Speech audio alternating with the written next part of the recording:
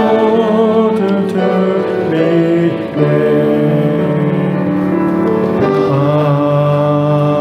아멘.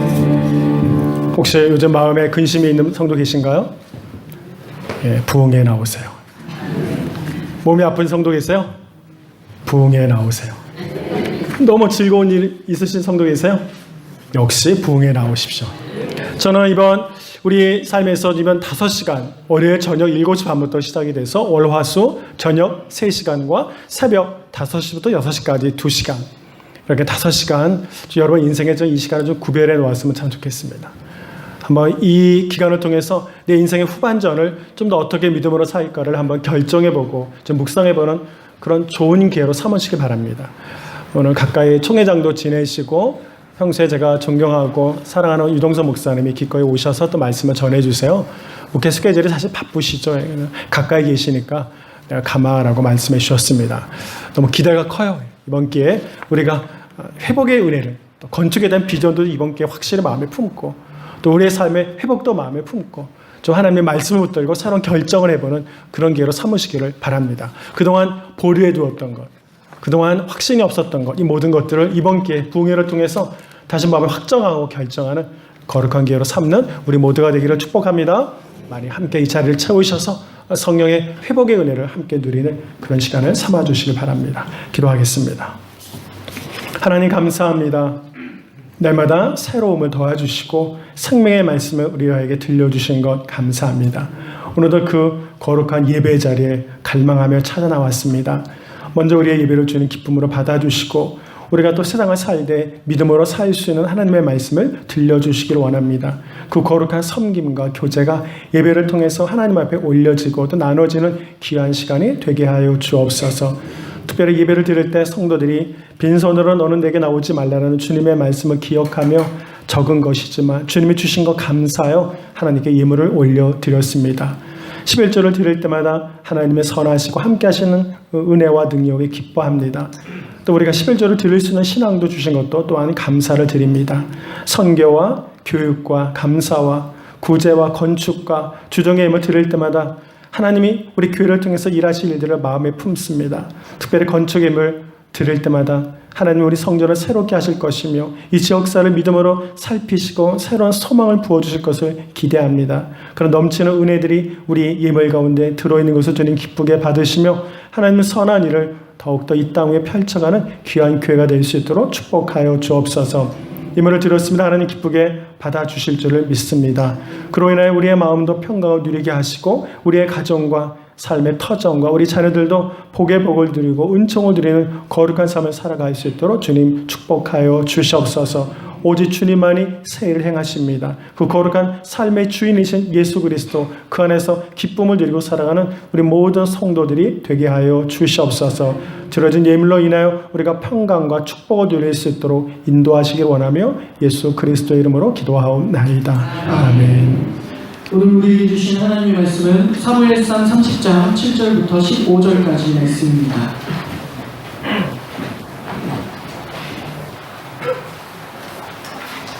구약성경 459쪽에 있는 사무엘상 30장 7절부터 15절까지의 말씀으로 반드시 찾아야 합니다 라는 제목으로 담임 목사님께서 말씀 증거해 주시겠습니다.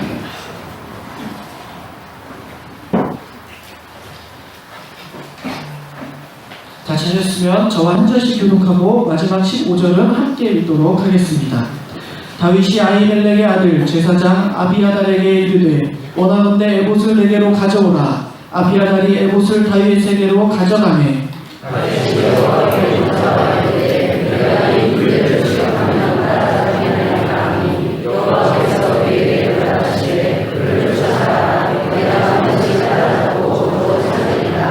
이에 다윗과 또 그와 함께한 600명이 가서 부솔 시내에 이르러 뒤떨어진 자를 거기에 머물게 했으되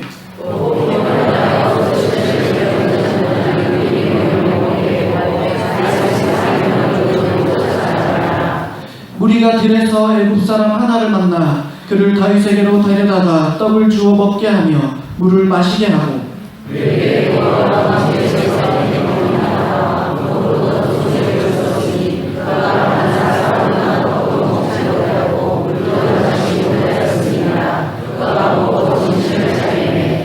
다윗이 그에게 이르되 너는 누구에게 속하였으며 어디에서 왔느냐 하니 그가 이르되 나는 애굽 소년이요 아말렉 사람의 종이더니 사흘 전에 병이 들매 주인이 나를 버렸나이다.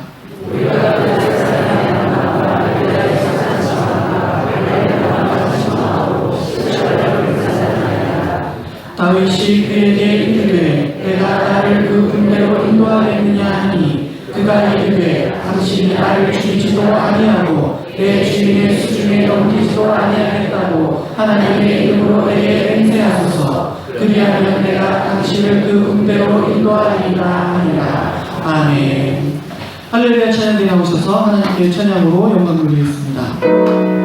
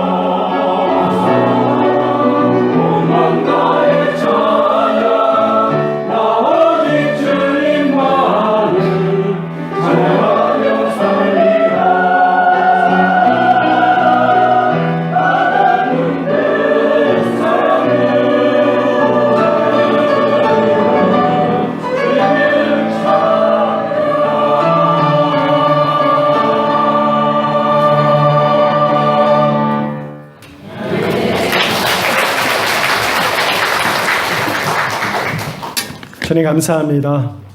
날마다 주를 찬양하며 살기를 다짐합니다. 그런 거룩한 은혜를 누리는 우리 모두가 되게 하시고 오늘 우리를 예배의 자리에 특별히 말씀의 자리에 불러주신 것 감사합니다. 주님 말씀 들을 때마다 성령의 다스리심과 주님의 회복의 은혜를 누리는 우리 모두가 되게 하여 주옵소서. 찬양 대원과 또 오늘 처음으로 예배에 참여한 자들의 심령 위에 하나님의 위로와 하나님의 도우심 은총이 있게 하여 주시옵소서. 감사드리며 주님의 이름으로 기도합니다. 아멘. 혹시 잊어버린 거 없으세요? 냉장고 열어보세요. 그 안에 있을지 모르겠습니다. 은혜를 잃어버린 건 아닌지 모르겠어요. 혹시 요즘 사는 게 좀 기쁘지 않고 좀 몸이 건조한 분은 안 계세요? 인생을 살 때 좀 행복하고 좀 열정적이고 그런 때가 어느 때나 매일매일이 그냥 그저 그런 시간들을 혹시 살아가고 있는 건 아닌지 모르겠습니다. 가장 소중한 것을 잃어버리고 다 가지고 있는 것처럼 착각하고 살아가는 것이 어쩜 우리 인생이 아닌가라고 생각하는데 오늘 말씀 들으면서 하나님 안에서 나는 혹시 다 가진 것 같지만 혹시 잃어버리고 사는 것은 없나라고 돌아보시고 그것이 마음속에 확인이 되고 또 그걸 찾기로 결정하는 그런 말씀의 나눔의 시간이 되길 바랍니다. 오늘 저는 한 가지 이야기를 전해주면서 말씀을 나누고 싶은데요. 레오 리오니가 쓴 프레딕이라는 쥐 이야기죠. 들쥐 이야기인데 한번 이야기를 잘 들으시면서 받는 은혜들이 또 무엇인가 교훈이 뭔가 한번 생각해 봤어요. 너무 귀엽게 생겼죠. 쥐도 귀여울 때가 있다라는 거 벌써 교훈으로 삼네요. 이 오래된 돌담에 수다쟁이 들쥐 가족이 살고 있었어요. 들쥐들은 옥수수, 나무 열매, 지푸라기 여러 가지 긁어 모아서 밤낮 없이 일을 했습니다. 왜냐하면 그래야 겨울을 좀 살 수 있는 건 아니에요. 그런데 유일하게 단 한 마리 프레드릭은 빼놓고 나머지만 열심히 일하고 프레드릭은 가만히 보니까 놀고 있는 것 같아요. 그래서 다른 들쥐들이 프레드릭에게 물었습니다. 프레드릭, 너 왜 일을 안 하는 거야? 라고 물으니까 그가 나도 일하고 있어. 나는 춥고 어두운 겨울날을 위해서 햇살을 모으고 있는 중이야. 라고 프레드릭이 대답을 했어요. 또 한참 있다가 둥그렇게 둘러앉아서 뭔가 내려다보고 있는 프레드릭에게 넌 지금 또 뭐하고 있는 거야? 라고 이렇게 물으니까 프레드릭이 나는 지금 색깔을 모으고 있어. 겨울에는 온통 잿빛이잖아. 이렇게 짤막하게 이야기를 해주었습니다. 한참 이러다가 또 보니까 이 녀석이 앉아서 졸고 있는 것 같아요. 그래서 프레드릭을 보고 다른 들쥐들이 물었어요. 프레드릭, 너 꿈꾸고 있는 거야? 졸고 있지? 라고 물었습니다. 아니야, 난 지금 이야기를 모으고 있어. 기나긴 겨울엔 얘기거리가 동일하잖아. 드디어 이제 마침내 일을 다 멈추고 겨울이 되고 찬바람이 불어오고 첫눈이 내리기 시작했습니다. 이 담을 그 돌담 안으로 다 들어가서 구멍 안으로 들어가서 이제 겨울을 맞이하게 되었어요. 처음엔 먹을 것이 넉넉하니까 너무 재밌었어요. 서로 늑대 이야기하고 어리석은 고양이 이야기를 하면서 굉장히 재미있는 시간을 보내고 있었거든요. 그런데 열매와 곡식이 좀 시간이 지나니까 어떻겠어요? 다 사라지죠. 다 떨어지고 이제 풍성한 양식은 다 추억이 돼버리고 말았습니다. 돌담에 찬바람이 쉬 불어오고 들쥐들은 제잘거리는 소리도 다 사라지고 조용히 아무 생각도 없이 건조하게 사라지고 있었어요. 그때 한 들쥐가 갑자기 생각이 났어요. 여름 내내 이 프레드릭이 뭔가 모은다고 했는데 야 프레드릭 너 햇살과 색깔과 이야기를 모은다고 그랬는데 그거 좀 내 양식은 어떻게 됐니? 라고 물어보았습니다. 그러니까 이제 프레드릭이 너무 빨리 넘어갔어요. 뒤로 다시 돌려가세요. 목이 벌컥까지 와서 뒤로 넘어갔어요. 방송실 뒤로 넘기세요. 예. 그 이제 올라가가지고 이야기를 전해주는데 햇살 이야기를 막 전해줬습니다. 추우니까 따뜻한 햇빛 이야기도 전해주고 야 눈 감아봐. 내가 너희들에게 햇살을 보내줄게. 막 이야기를 해줬어요. 찬란한 금빛이 느껴지지 않니? 이야기를 전해주자 추운 공간에 떨던 이 들쥐들이 갑자기 따뜻해지는 거 막 느껴진 거야. 행복하고. 색깔은 어떻게 됐어? 라고 말하니까 또 프레드릭이 초록빛 딸기 이야기를 전해주고 전에 먹었던 산딸기 좋았던 것이 다 이야기를 전해주는 거예요. 그러니까 이 황망한 잿빛의 공간이 아름다운 컬러풀한 색깔로 막 마음속에 그려지는 거예요. 또 이야기는 어떻게 됐어? 그러니까 아름다운 이야기를 프레드릭이 더 들려주었습니다. 이야기를 다 듣고 이야기를 마치자 들쥐들이 막 박수를 치며 감탄했어요. 우리는 얘기 듣고 하나도 감탄을 안 하는데 얘들 그냥 감탄하면서 기뻐하면서 이 어려운 시간을 보냈다라는 그런 이야기입니다. 사실 생각해보면 누구에게나 다 주어진 역할들이 있어요. 모두가 자기 역할을 가지고 있습니다. 햇빛, 색깔, 이야기를 모은다고 가끔 게으름을 피우면서 있던 이 프레드릭을 어때요? 다른 들쥐들은 비난하지도 않고 자기를 잘하는 걸 인정하고 또 음식도 나눠주고 당당하게 살지 않습니까? 자기가 가진 것을 기꺼이 나눠줄 수 있는 용기, 또 그런 걸 통해서 이 추운 겨울을 이겨낼 수 있는 이 들쥐의 이야기를 통해서 우리는 지금 우리 삶의 행복을 위해서 무엇을 모으고 있나라는 생각을 하게 되었습니다. 성도 여러분, 지금 여러분들은 혹시 무엇을 모으고 있고 또 무엇을 비축하고 있으며 무엇을 위해 열심히 일하고 있습니까?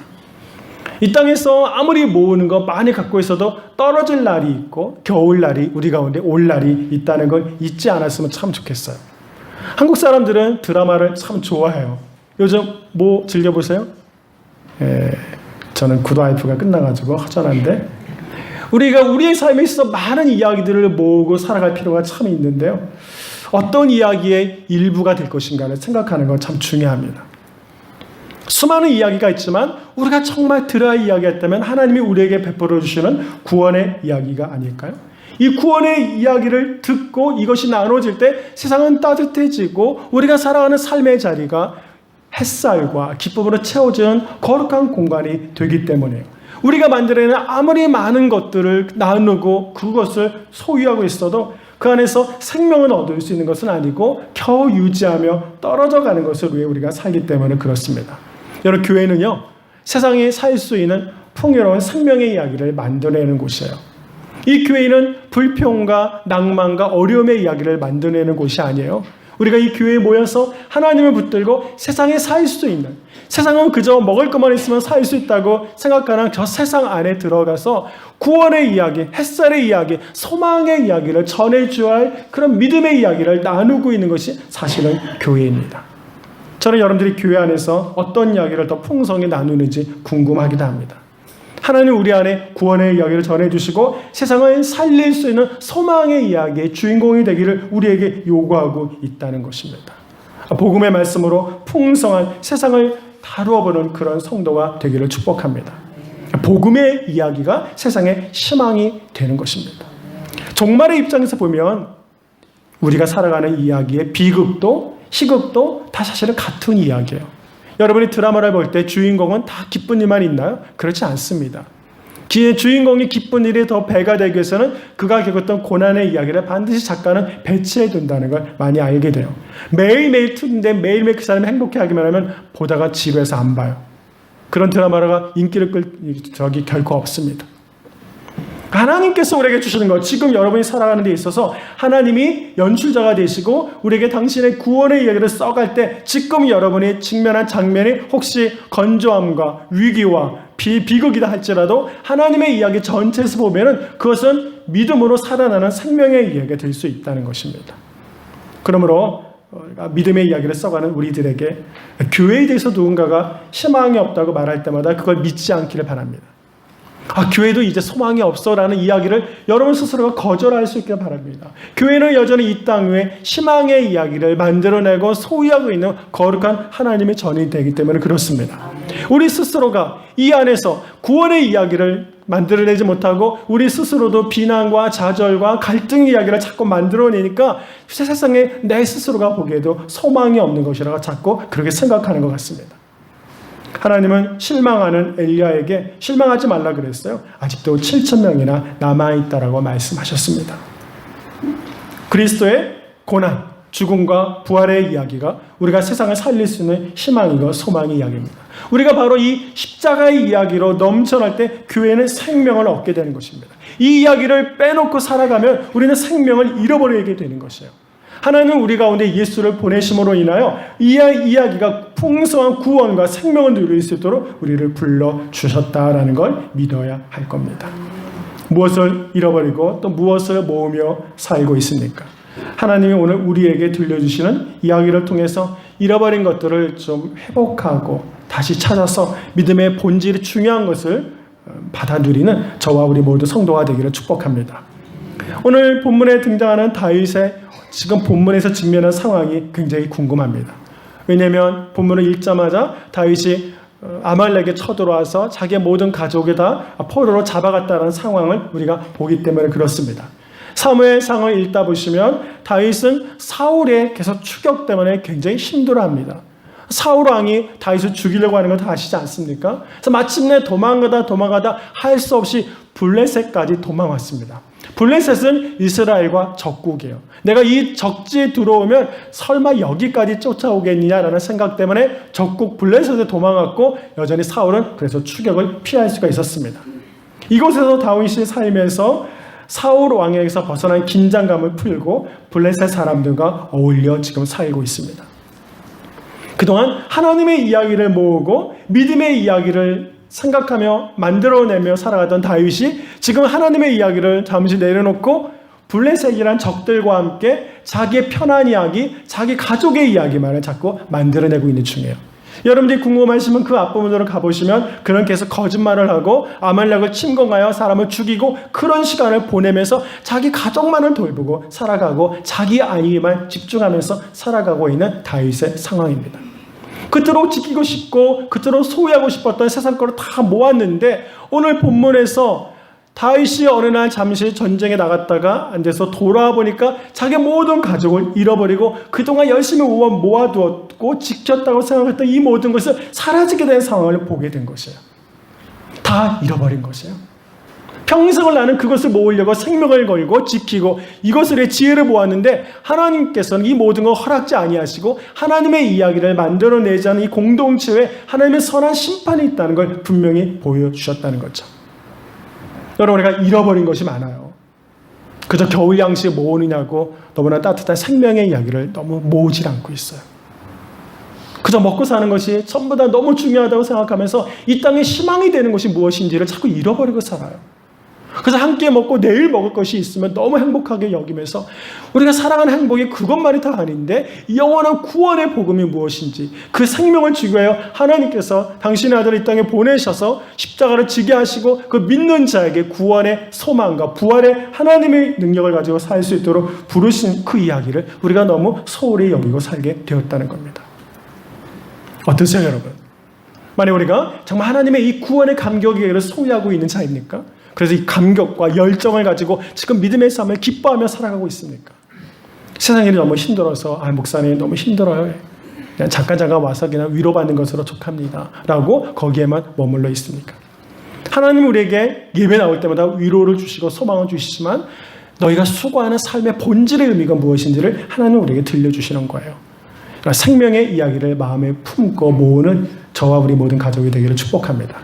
지금 다윗이 자기 것만 구하고 살다가 그것까지 다 잃어버린 상황에 직면한 것입니다. 이런 상황에 직면했을 때 이 모든 것 찾기 위하여 다윗이 행했던 일들을 오늘 나눠보고 싶은 거예요. 잃어버린 것을 찾아내기 위해서는 어떠한 것이 필요합니까? 라고 하나님은 오늘 본문을 통해서 우리에게 말씀해 주시는 겁니다. 한번 7절과 8절을 보겠습니다. 다윗이 아히멜렉의 아들 제사장 아비아달에게 이르러 원하건대 에봇을 내게로 가져오라. 아비아달이 에봇을 다윗에게로 가져가매 다윗이 여호와께 묻자와 이르되 내가 이 군대를 추격하면 따라잡겠나이까 하니 여호와께서 그에게 대답하시되 그를 쫓아가라. 내가 반드시 따라잡고 도로 찾으리라. 즉 하나는 다윗이 에봇 제사장에 가가지고 에봇을 청합니다. 에봇은 제사장의 상징을 의미하고 하나님의 임재와 그분의 말씀과 그분의 권능을 상징하는 것이 에봇입니다. 하나님에게 나갔다는 것이죠. 그가 지금 1년 4개월 동안 이 블레셋 땅에서 살고 있는 것은 하나님 앞에 나간 시간이 아니에요. 이 시간을 살면서 하나님을 한 번도 찾질 않아요. 그토록 믿음 충만했던 다윗이 이곳에서 자기만을 생각하며 살아요. 하나님은 구하진 않습니다. 근데 오늘 그가 가족을 잃어버리고 지키려고 애썼던 걸 빼앗기고 나니까 먼저 하나님에게 다가갑니다. 여러분, 여기서 굉장히 우리는 배워야 할 것이 있습니다. 하나님은 우리가 돌아오기를 원하십니다. 하나님 앞에 나아가는 것이 우리의 삶에 굉장히 새로운 삶을 살기 위한 첫 번째 발자국이 되는 것이에요. 누구보다도 이 일에 대해서 가족을 빼앗기자 군사들이 돌을 들어서 다윗을 막 죽이려고 했어요. 그때 다윗은 돌을 안 들었습니다. 돌 던지는 거는 다윗만큼 잘하는 사람이 없어요, 여러분. 돌 던지는 다윗을 무시하면 안 돼요. 사람 많다고. 그러나 다윗은 그 돌 던지기를 내려놓고 그 에봇을 향하여 하나님을 향하여 달려갔습니다. 하나님, 그가 이 삶에 대해 하는 게 묻습니다. 쫓아갈까요? 이거 묻는다는 건 그동안 하나님은 구하지 못한 자기 자신을 회개하고 있는 중이에요.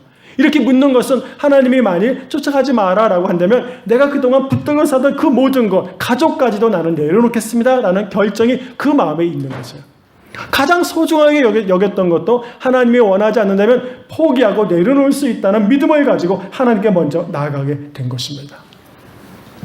여러분, 우리가 하나님 앞에 나아가서 회개하기 시작하는 것이 하나님의 도우심의 첫 출발점이에요. 여러분, 이번 부흥회 때 여러분 다시 한번 인생을 디자인하는 출발점으로 회개의 시간을 갖기를 소망합니다. 그 십자가 앞에서 우리가 눈물을 흘리고 나의 연약함과 나의 죄사함, 내 중심으로 그저 살아왔던 것, 내 것만 모으려고 했던, 내 편만 만들려고 살아왔던 이 모든 것을 십자가 앞에 내려놓는 결단이 있어야 한다는 것이에요. 지금 다윗은 자기 편만을 위해서 살아온 사람이에요. 그렇지 않고서 하나님께서 이걸 다스리는 일들을 보이지 못했다는 것이거든요. 예배가 회복이 되어야 합니다. 이거 블레셋 땅에 도망와서 적국인 블레셋 아기스 왕과 함께 빌붙어서 타협하며 그의 비위를 맞추며 살아온 결과 무엇을 얻게 되었습니까? 아무것도 얻지 못했습니다. 자식도 잃어버리고 아내들도 사로잡혀 가고 이 모든 위기 앞에서 다윗이 다시 한번 회개하여 하나님과의 교제를 힘써 하기를 시작했다는 것이죠. 여러분, 하나님께 모든 것을 묻는 성도가 되기를 축복합니다. 하나님, 지금 내가 하나님을 온전히 섬기고 있습니까? 라고 주님께 물어야 합니다. 나는 잘 섬기고 있는 것 같지만 하나님이 그 말씀을 허락해 줘야죠. 인정해 줘야죠. 그래서 하나님께서 쫓아가라, 따라잡고 네가 도로 찾을 것이다 라는 그 말씀과 약속을 붙든 것은 회개의 자리에서 그가 그 응답을 받게 된 것입니다. 여러분, 예배가 회복이 되면요, 좀 섭섭한 마음이 들어도, 그런 말을 들어도 기쁨으로 그걸 다시 받아들일 수 있는 믿음이 우리 가운데 생겨요. 그러니까 하나님이 주시는 이 복음의 이야기, 생명의 이야기를 들으면 비록 내가 이 세상에서 부딪히는 부족함과 어려움이 있어도 그걸 다 이겨낼 수 있는 힘은 하나님이 주시는 말씀에서 얻게 된다는 거예요. 누가 날 몰라주나요? 네, 조금 기다려보세요. 하나님의 시간이 여러분 앞에 다가올 시간이 있을 거예요. 사람을 살리는 일이라면 그것은 좋은 것이고 기쁨이 되는 거죠. 혹시 여러분 주변에 최근에 예배가 회복이 되는 사람들을 본 적은 없나요? 예배가 회복이 된 사람은 늘 기뻐하고 묵상하며 하나님의 은혜 가운데 살아가는 성도가 아닐까요? 저는 여러분 자신이 예배가 회복이 되어서 정말 심령에 가난한 자는 복이 있다는 주님의 말씀처럼 이 다윗이 그 모든 풍요함을 빼앗겨서 더 이상 하나님을 찾지 않고는 감당할 수 없었기 때문에 하나님을 다시 바라보기 시작하고 회복을 누려서 하나님과의 영적인 교제가 회복이 되자 그의 삶의 모든 과정들을 다시 볼 수 있게 된 다윗. 그의 회복의 은혜가 저와 우리 모든 성도 가운데 있기를 간절히 축원합니다. 예배 회복이 우리가 살아갈 수 있는 소망의 첫 출발이 된다는 걸 마음속에 붙들고 살 수 있길 바랍니다. 두 번째는 이 다시 찾아오려면 이제는 일보다는 사람이 보이기 시작해야 합니다. 일보다는 사람이 먼저 보여야 합니다. 9절, 10절, 11절, 13절까지 쭉 읽다 보면 이제 이 긴급한 상황에 추격하고 있죠. 아말렉을 추격하여 포로된 자녀들과 모든 것을 찾아오려고 이제 공격을 시작하고 추격을 시작했습니다. 근데 얼마나 급하게 달렸고 얼마나 힘있게 달렸냐면 600명의 군사가 따라가다가 몇 명이 뒤쳐졌죠? 200명이 그만 너무 힘이 들어서 따라오지 못하고 뒤쳐졌습니다. 그럴 때 웬만한 사람 같으면 그 200명을 책망해서라도 데려가려고 굉장히 애를 쓸 텐데 그들이 지체하는 걸 인정하고 받아들입니다. 다윗은 지금 점점 사람이 귀하게 보이기 시작한 것이에요. 또 그것뿐이니까 또 계속해서 400명을 데리고 이제 막 추격을 시작했는데 가는 길에 누구를 만나죠? 노예 신분의 애굽 사람 한 사람이 쓰러져 있는 것을 보게 됩니다. 성경 신학에도 보면 이런 비슷한 이야기가 나오죠. 이 급한 상황 속에서도 그를 돕게 되는 것이에요. 어쩌면 생각해보면 그것은 하나님의 테스트가 아닐까 이렇게 생각해봐요. 네가 정말 빼앗긴 자를 도로 찾을 만한 자격이 있느냐 하는 것을 하나님이 점검하시는 건 아닌지 모르겠습니다. 근데 살다 보면 무시해도 될 만한 많은 일들이 우리 앞에 있어요. 이건 아무것도 아니야. 무시해도 돼 라고 생각하며 살아가는 일들이 많습니다. 난 기도 열심히 하고 헌금 잘하고 찬양 잘하는데 좀 겸손한 것 좀 없으면 어때? 이렇게 생각하며 살 수도 있을 거예요. 그러나 이 교만함이 우리 마음에 차여 있을 때는 이 길이 보이지 않는 거예요. 어디로 가서 찾아와야 할지를 바라볼 수가 없어요. 사람들이 나를 자꾸 칭찬하니까 내가 모든 것을 잘하고 있다고만 생각하는 것도 문제가 돼요. 이렇게 되면 나아갈 길을 못 찾게 되는 것이에요. 이 분주한 시간에도 그가 지금 이 애굽의 노예를 살려줌으로 인해서 그의 이야기를 들어줌으로 인해서 다윗은 결국 온전한 나아갈 길의 이야기를 듣게 되는 은혜를 받게 되는 것이에요. 하나님은 그렇게 일하신다는 걸 우리에게 말씀해 주십니다. 예배의 회복을 통해서만의 길을 찾는 것이 아니라 예배를 회복한 자가 여전히 그 상대방의 이야기도 귀담아 들을 줄 알고 가난하고 소외되는 사람들의 말씀과 이야기를 들을 수 있을 때 하나님의 새로운 길이 또 우리 가운데 보여진다게 된다는 것을 알게 되는 것이죠. 여러분, 그런 믿음과 축복이 우리 가운데 있기를 원합니다. 하나님의 이야기는 여러 가지 우리 삶의 상황 속에서 들려져 온다는 걸 알게 되는 것이에요. 그래서 이런 거룩한 하나님의 성품을 닮아가는 믿음을 누리고 살아가는 하나님의 백성, 이것이 우리 가운데는 중요한 이야기가 되겠죠. 또 하나 마지막은 이제 그가 알려준 정보와 이야기를 통해서 마침내 추격하여 그 모든 것, 아내들도 자녀들도 또 전리품도 다 도로 찾아오고 빼앗아 왔습니다. 그리고 나서 돌아올 때 200명의 사람들을 만나게 됐죠. 아까 전쟁에 참여하지 않은 사람이에요. 어떤 사람들은 오늘 본문에 읽어보니까 그 사람들에게는 이 전리품을 나눠주자 그랬나요? 나눠주지 말자 그랬나요? 처음에 나눠주지 말자 그랬어요. 그러나 다윗은 전쟁에 참여하지 않은 200명에도 그걸 나눠주자라고 말합니다. 그리고 그뿐만이 아니라 이 이스라엘 동네에 있는 많은 사람들에게도 이 전리품을, 자기가 얻은 전리품을 다 보내드립니다. 놀랍죠? 이 모든 걸 다 아낌없이 보내지고 나누어져요. 자기 가족과 자기만을 위해 살던 다윗이 지금 어떻게 이 소중한 것들을 나누는 사람으로 변화될 수 있었을까요? 이건 그 안에서 하나님과의 예배의 회복을 통하여 잃어버린 자의 아픔이 무엇인지를 그가 경험했다는 것이죠.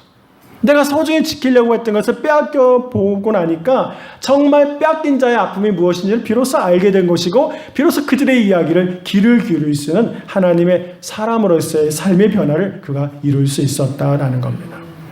저는 우리는 나눔의 이야기가 참 중요한 이야기 중에 하나인데요. 그러나 저는 그렇다고 해서 이런 나눔은 아니기를 바랍니다. 우리가 여전히 교회는 가난한 자와 병든 자를 위로합니다. 그러나 이것이 거기서 끝나는 것이라면 우리의 영향력은 늘 한계가 있는 거죠. 그럼 우리는 교회는 그저 유니세프의 기관과 크게 다를 바가 없어요. 교회가 나눠주는 것으로서 만족하고만 머문다면 우리는 그것은 세상의 기관과 크게 다를 바가 없다는 거죠. 어쩌면 우리는 가끔 착각해요. 내가 나누어 줌으로 인해서 내 안에 그런 충분한 영성이 있다고 생각해요. 나 이 정도 나눠줬으니까 나는 이 정도 구원을 이룬 사람이야 라고 혹시 생각하는지 모르겠습니다.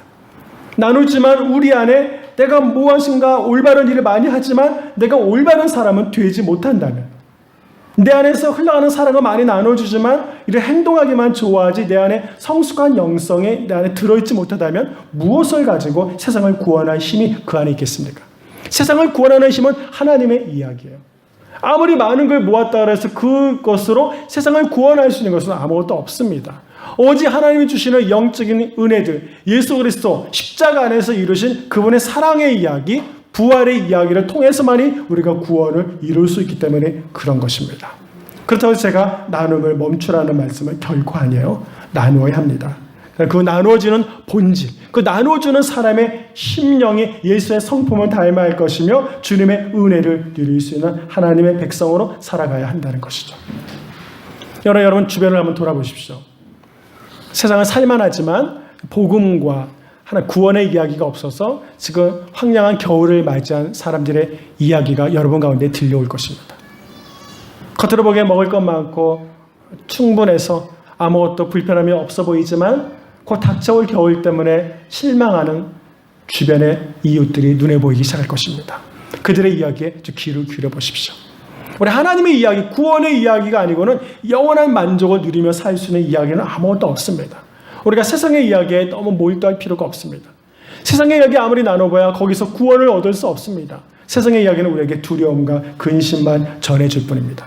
오늘 하나님의 십자가와 복음의 이야기를 듣고 선포하는 자에게 하나님은 영원한 생명을 주시고 다시 구원을 이룰 수 있는 은총을 우리에게 주신다라고 약속하십니다. 결국 다윗은 재물에 대한 욕심도 줄였고 가치관도 바뀌게 되었고 그래서 공평한 삶, 나누는 삶, 하나님의 사랑을 소유한 자의 삶을 살 수 있는 새로운 그야말로 이제 이스라엘의 한 사람의 왕으로서의 충분한 리더십을 갖춘 한 사람으로서 그는 성숙해지게 됐다라는 걸 알게 되었습니다. 오늘 잃어버린 것을 찾는 저와 우리 모두 성도가 되기를 축복합니다. 그러나 그 잃어버린 가장 소중한 것의 가치를 먼저 알아야 할 것입니다. 하나님의 구원의 이야기와 감격을 잃어버리고 사는 것은 아무것도 소유하지 못한 것이고 비록 쌓아둔 것이 많지만 곧 닥쳐올 황량한 이 겨울 앞에 속수무책인 삶을 살 수밖에 없다는 것을 의미하는 것입니다. 부지런히 기도하고 부지런히 예배하시고 하나님의 은혜를 사모하셔서 우리 앞에 부딪힐 이 절망의 시간에도 믿음의 이야기로 세상을 밝힐 수 있는 구원의 이야기를 소유한 자가 되십시오. 그리고 그 이야기를 세상에 선포하십시오. 이제 당 위에 올라가기를 두려워하지 마십시오. 세상 앞에 나아가 가족에게 나아가 이웃에게 나아가 그들이 들어야 할 이 복음의 이야기, 생명의 이야기를 나누십시오. 그 이야기를 듣고 받아들인 자가 살아나는 역사가 있게 될 것입니다. 이 구원의 감격을 우리가 소유해야 합니다. 그 어떤 것을 갖고 있어도 십자가의 복음이 아니고는 살아날 수 있는 은총이 없다는 걸 알아야 할 것입니다. 오늘 말씀을 듣고 결정하십시오. 예배를 다시 회복하십시오. 그 앞에 회개를 통하여 하나님의 은혜를 사모하십시오. 그리고 서로 구원의 이야기를 보게 되고 낭망하고 아파하는 자의 이야기를 들어주고 격려하십시오. 마침내 많은 걸 나누되 복음의 이야기를 나눔으로 인해서 세상을 살리는 하나님의 교회, 주님의 성도가 되기를 주의 이름으로 간절히 축원합니다. 기도하겠습니다. 하나님 감사합니다. 오늘 우리에게 들려주신 이 귀한 말씀을 마음에 품고 수많은 이야기가 들려지고 나눠지는 이 시대 위를 살면서도 오직 생명을 살리는 거룩한 복음의 이야기를 듣는 저희가 될 수 있도록 축복하여 주시옵소서. 주님이 새 일을 행하여 주시기 원합니다. 우리 믿음의 공동체가 이 시간을 어떻게 살아가야 할지, 이 시대를 어떻게 살아가야 할지를 알게 하시되 그 가장 중요한 모티브를 십자가 안에서 찾아내고 발견할 수 있도록 축복하여 주시옵소서. 특별히 부흥회를 통해서 새 일을 행하실 주님의 이름으로 간절히 기도하옵나이다. 아멘. 함께 일어나셔서 오늘 주제 찬양 347장 함께 찬송하도록 하겠습니다.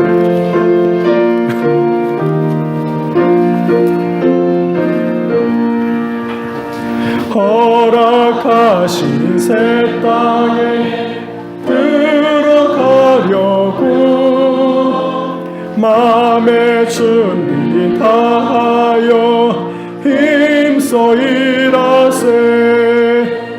여호수아 본받아 앞으로 가세. 우리 거할 처소는 주님 품일세. 시험 환난 당해도 낙심 말고서 마음의 걱정 버리고 힘써 일하세. 여호수아 본받아 앞으로 가세. 우리 거할 처소는 주님 품일세. 앞서 가신 예수님 바라보면서 모두 마음을 합하여 힘써 일하세. 여호수아 본받아 앞으로 가세. 우리 거할 처소는 주님 품일세. 일할 곳이 아직도 많이 있으니 담대하게 나가서 힘써 일하세. 여호수아 본받아 앞으로 가세. 우리 거할 처소는 주님 품일세. 이제는 우리 주 예수 그리스도의 은혜와 아버지 하나님의 크신 사랑과 성령이 함께 하시는 은총이 오늘 주의 말씀을 듣고 세상을 살리는 구원의 이야기 안에서 복음을 선포하고 낭만 가운데 있는 사람의 이야기를 들어주며 하나님 나라를 이 땅 위에 세워가기를 원하는 우리 모두 위에 이제로부터 영원히 함께 하시길 간절히 축원하옵나이다. 아멘.